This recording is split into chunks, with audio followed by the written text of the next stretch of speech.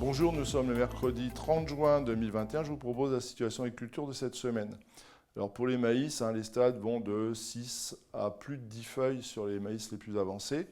Et puis les maïs se développent très vite. On prend plusieurs feuilles par semaine en ce moment à la faveur des pluies et puis des températures qui sont quand même assez clémentes.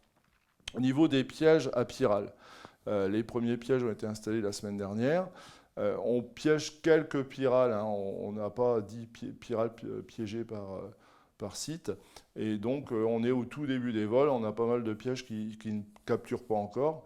Donc il est encore trop tôt pour installer les trichogrammes. Les trichogrammes, on les installe dès qu'on commence à piéger des papillons, ce qui n'est pas le cas dans la majorité du département. Donc il est trop tôt cette semaine pour installer.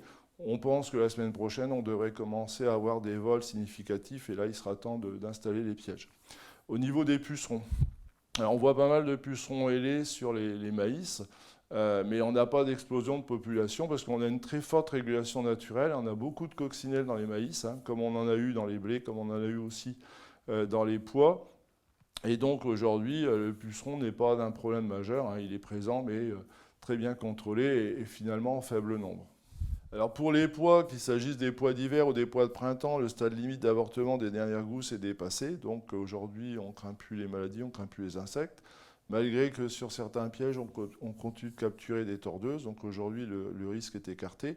Alors les pois se tiennent finalement assez bien malgré les pluies abondantes qu'on a pu avoir depuis 10 jours. Finalement, on a des affaissements de végétation, mais on n'a pas de verse, mis à part les secteurs qui ont été très touchés par les orages dans le sud de l'Aisne. Mais on a des parcelles qui se tiennent assez bien, avec un nombre de gousses qui est assez significatif et finalement qui est assez prometteur.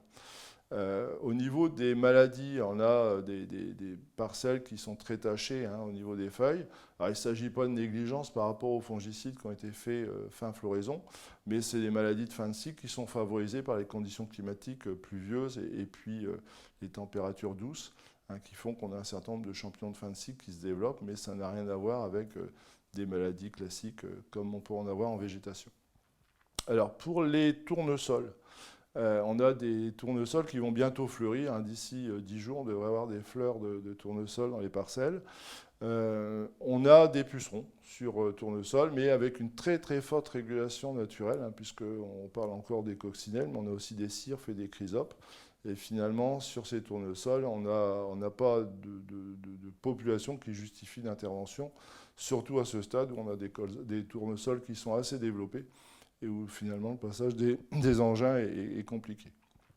Un petit point, un petit flash sur la pomme de terre.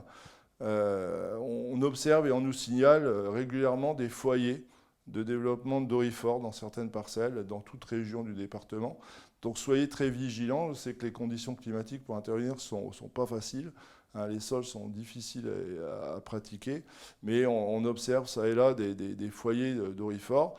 Semble que cette année, ça soit un parasite majeur. Donc soyez vigilants, allez surveiller vos parcelles et puis n'hésitez pas, si c'est possible, d'intervenir.